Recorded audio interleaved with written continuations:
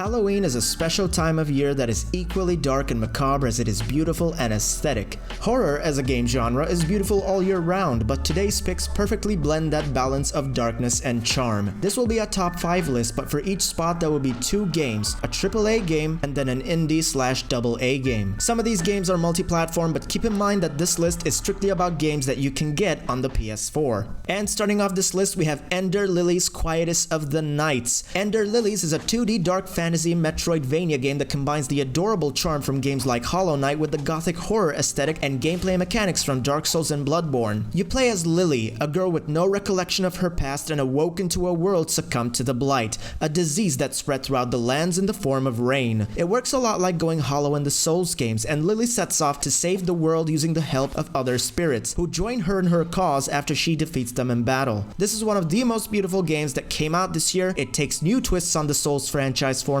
and I really hope to see it as a contender for Game of the Year. Moving on to the AAA side of things, number 5 we have Alan Wake Remastered. I've gotta be honest with you guys, I wasn't the biggest fan of Alan Wake when it came out, I wasn't too fond of the repetitive nature of the gameplay, and I was a bit underwhelmed to see it go from an open world game into a linear experience. But ironically enough, the oversaturation of that genre these days makes Alan Wake Remastered a refreshing experience.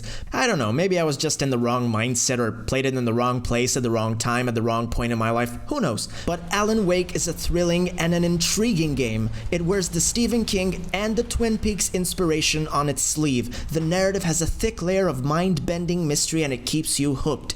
This is a story that I can't wait to finish once again, and I hope that this time I fall in love with it just like everyone else did. Indie game number 4, we have Detention. Detention is straight up one of the best stories in horror games I've ever seen. The gameplay is nothing to write home about, but the setting, the subdued art style, the music, the sound design, the monsters, the insane amount of foreshadowing, the excellent pacing that's designed around being short and sweet, and the way it blends a personal psychological inner turmoil with bigger horrors and atrocities based on the real-world history and politics is unlike any other horror story that I've ever seen. The writing's top-notch, it's the best psychological horror story I've seen since Silent Hill 2, and you definitely should keep an eye out for this one. Number 4 AAA game is Prey, a sci-fi horror immersive sim and a spiritual successor to BioShock and System Shock, developed by Arcane Studios, creators of the Dishonored series and Deathloop. You play as Dr. Morgan Yu, a scientist who tries to uncover the mystery as to what happened aboard the Talos 1 space station. Alien entities have come into contact with the station, infecting most of the crew, leaving only a few people alive,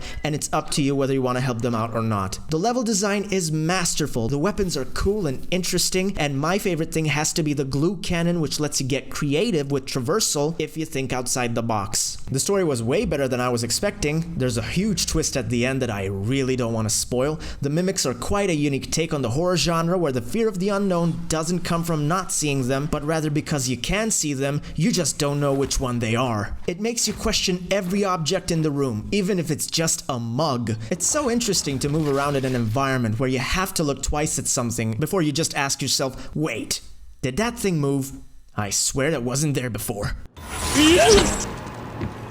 At number 3, we have a AA game called Vampire. This is made by Don't Nod, the studio behind Life is Strange, and as you can deduce from the name, this is a game about a vampire. This game takes place in early 20th century London during the Spanish flu. You play as Jonathan Reed, a delightfully eloquent doctor who has to resist or satisfy his not so delightful vampiric urges. The game has you talking to a lot of NPCs throughout the entire game, so maybe it's not for everyone, but the combat I found to be super enjoyable, has a mixture of firearms and close quarters combat, and super cool vampire abilities that you can unlock. The twist is, you need to feed on specific people if you want to upgrade your character, and that conflict of having to choose who to feed on, if you feed on anyone at all, is the most interesting thing about the game. The more you feed, the easier the game will be, but you risk locking yourself out of the good ending. And boy, that ending did not disappoint. This is an overabundantly atmospheric game that reminded me a lot of Bloodborne, but with a lot less cosmic horror. That being said, I still felt some of that Lovecraftian vibe in here. It's a pretty long game and packed with stuff to do, cool monsters to fight, a compelling story albeit a chatty one, and a gothic horror London to boot. AAA game number 3, we have The Evil Within 2. This game has to be the most underrated AAA horror game of the last generation, if not the last 10 years. It takes everything that was excellent in the first installment and cranks it up to 11. It plays better, the main character is more interesting, the enemy designs are cooler, but the best thing about this game is the semi-open world sections. Most horror games aren't brave enough to tackle open world, and it's somewhere that even Resident Evil hasn't dared to go yet. This was a bold move. It's what sets this game apart from every other AAA horror game, and when someone will look back to this game, that's what it will be remembered for. Indie game number 2, Limbo. Limbo is another short and sweet game on this list. You play as a nameless boy who looks for his sister in limbo. It's minimalistic, and yet with what little it has, it does a whole lot of unique stuff, and a whole lot of unique stuff done right. The art style is magnificent, the sound design is incredible, in fact so incredible that in some optional locations you can get through pitch black levels using sound alone. The game has you solving a lot of puzzles, and while it doesn't offer much incentive for replay value, there's something so magical and peaceful about it that keeps me coming back. It's one of those dark games that are weirdly zen, and the best part about this game is that the ending is so vague and open-ended that people are still talking about it. It's really interesting.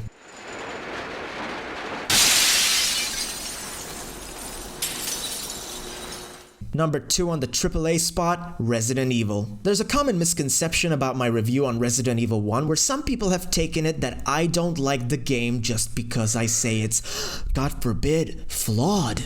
Which it is, no game's perfect. Even if it's a masterpiece, it's not perfect. And that's ultimately the message I want people to take away from that review. That despite aging in some aspects, it truly stood the test of time. People love it for a reason, I love it for a reason, and that reason has to be one of the most iconic locations of any video game, period. There's no other place that's as creepy, unsettling, terrifying, but also cozy, beautiful, and welcoming like the Spencer Mansion. Even other Resident Evil settings don't hold a candle in this regard. I could have easily put Village on this list since it's basically a weird mixture of every horror trope and subgenre from gothic to industrial. Every Halloween cliche in the book is here, but that game's setting just doesn't reach the same heights, which means that no other game in the series deserves this spot as much as the first Resident Evil remake. And for the indie games, the number 1 spot is the Little Nightmares series. I could have just settled for Little Nightmares 2 on this spot, but here's why I'm putting both games. Little Nightmares 2 is so good that it even enhances Little Nightmares 1. Either one of these games is an amazing experience all on its own. Little Nightmares 1 was one of the best surprises of 2017, and Little Nightmares 2 somehow is even better than that game. So far, this is my favorite horror game of the year, and it is hands down one of the best indie horror games ever made. Playing through these titles back to back is one of my fondest gaming moments of the entire year. It's got this cute quirkiness and dark aesthetic of a Tim Burton movie, but it's also as disturbing as a Japanese horror game like Silent Hill 2. Little Nightmares 2 is also quite longer than the first game, but you can finish both back to back in a day or so, or even 2 days and maybe 3. But if for some reason you can only choose one, go with Little Nightmares 2. I'd pick that one over the first any day of the week, and most frankly I'd pick it over any other game from this year. Which means that for the number 1 AAA horror game, we are going back to a special time and a special place where a special game made history. Number 1, Bloodborne.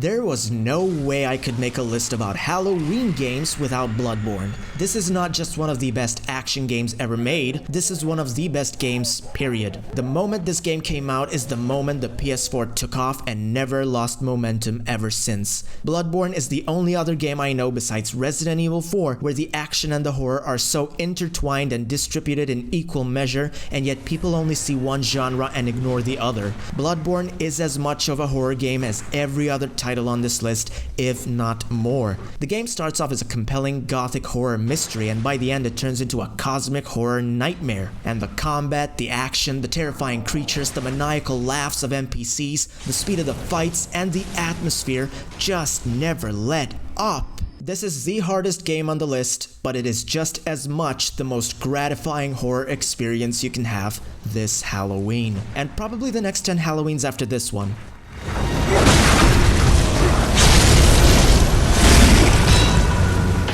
So that concludes the list. I was gonna put some games as honorable mentions, but there's so many good ones that I'd just be here all day if I did. But now, I wanna know your top 5 and top 10 list in the comments. What are your favorite games to play on Halloween? Leave a comment down below and let me know. And with that, the Raven draws to a conclusion. Thank you for watching, I wish you all a happy Halloween, and I'll see you next time. Probably sooner than you think. Take care.